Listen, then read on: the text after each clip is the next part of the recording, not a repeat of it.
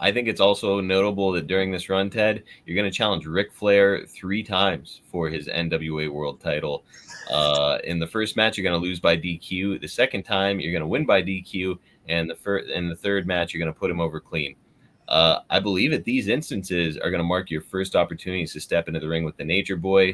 And this obviously takes place ahead of the more kind of famous match that we're all aware of, which takes place next year, 1985, which is the one where I believe you've got like a bloody bandage on your head. It's a really popular, famous match between the two of you. What did you think of having the opportunity to work with Rick here with the NWA title on the line? Oh yeah, well, hey, uh, I think Rick's great. He's a great guy, and he's every bit of the worker. I mean, it's kind of like the other thing, and I don't think you're aware of this, but I don't know how many people would be. But I mean, during that time, like there was the NWA. The NWA was probably as nationally probably the most recognized. Okay, there was the NWA, and that was several territories: Georgia, Mid South. Oh my gosh, Florida. I can't remember, but then like the WWE was like the East Coast. Maine and Pennsylvania and New York and you know big cities. But the NWA on a national scale, I mean, it was probably a more recognized world championship, than the WWF in terms of territories.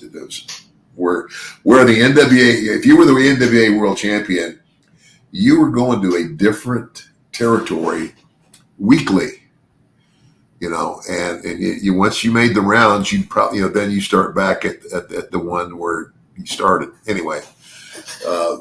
And because they would build their show, and the only time that the NWA World Champion was a babyface would be in his home territory, wherever home was. So for Ric Flair, that would have been Charlotte, and I'm not sure he was a babyface there either. But anyway, the NWA, the world champion was always a heel. Why? Because as a territory, you're going to build somebody up. You're going to build up your big baby face to have an opportunity to wrestle the world champion and possibly beat him. You know what I'm saying? Yeah. So that's why the NWA world champion was generally always a heel. It's interesting too, because you're a heel in this territory, and Ric Flair is coming in as the NWA champion. So it's like it almost would make more sense for him to get with a guy like Ronnie Garvin, who's working in the territory as a babyface during this time, and he's one of the top babyfaces. Why do you think they decided to put you with the Nature Boy instead? Well, the other thing that had been kicked around is at the time, and I remember. I mean, before I went. Here's why I went to Georgia the first time. I got a call from Terry Funk, and he said, "Teddy," he said, "your name is one of the names in the hat for possibly being the next NWA World Champion."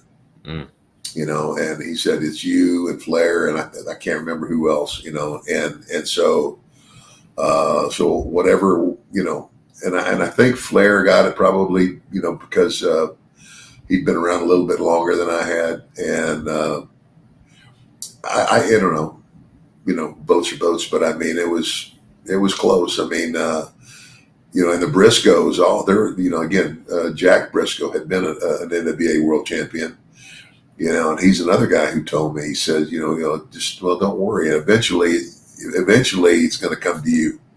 Well, and that never happened, because eventually I went to work for Vince McMahon as the $1 Million Man, and that was way bigger than the NWA World Champion. Man, it makes you kind of wonder, though, if maybe they wanted to put Ric Flair with you here, despite the fact that you're a heel, and he, in theory, is coming into the territory as a heel, to kind of test the waters with you and say, like, okay, let's put Ted in this position. Yeah. Wow. Interesting. But man, like the rap on Rick is always that he worked a very like formulaic type match. You could kind of set your watch to what Rick was going to do in the ring and when he was going to do it. Was that something? Would you say that kind of makes your night easier as Rick's opponent, or is your preference more to kind of call it in the ring and be a little more yeah. spontaneous? Basically, what you're saying is Ric Flair goes out there, and if you've seen him have a match, you're going to see all the same stuff. Something to that effect. Yes. Yeah, almost at the same time. Yes. Yeah. You could seriously kind of set your watch to now he's going to take the turnbuckle spot. Yeah. You know. Yeah. So, and that's true. That's the one criticism I would have of Rick is, mix it up. yes. But the thing that here's the thing that I guess it made it easy for Rick to do that is that, he's going to go to all these territories. So like, say he comes to like with the, Georgia Championship Wrestling was just Georgia. So you're going to wrestle in Atlanta. You're going to wrestle in Augusta. You're going to wrestle in Columbus. You're going to, all of these towns that are weekly, but you're only going to wrestle there one time. And these people aren't going to see you again, until you've gone to all the other territories that are in the NWA and had matches with and then start over. You go back. And so by the time the people see you again, I would think it hard for people to catch on to the fact that, the guy's doing the same spots and unless you've seen him several times. Right. And unless you're one of those fans that's following him one town to the next. Yeah. The other thing that I've always heard Rick say, whenever, because people have asked him about it before, and he'll admit himself that he does the same stuff match after match. But the way that he justified it was he talks about, who was it? It was Pat Patterson's tag team partner. Ray Stevens. Ray Stevens. He talks about being a big fan of Ray Stevens, and he would say he got that turnbuckle spot from Ray, and he said when he would go to a show and Ray Stevens would not do that spot, he would be really disappointed. So Rick's like, if some kid is out there in the audience and they want to see me do that spot that they've been waiting for and I don't do it, he's like, I feel like I'm letting people down. So I want to do the same stuff night after night so that everybody gets an opportunity to see me do my shtick, so to speak. Yeah. Yeah. So I do understand it from that perspective. However, and I do too. I mean that's it's kind of like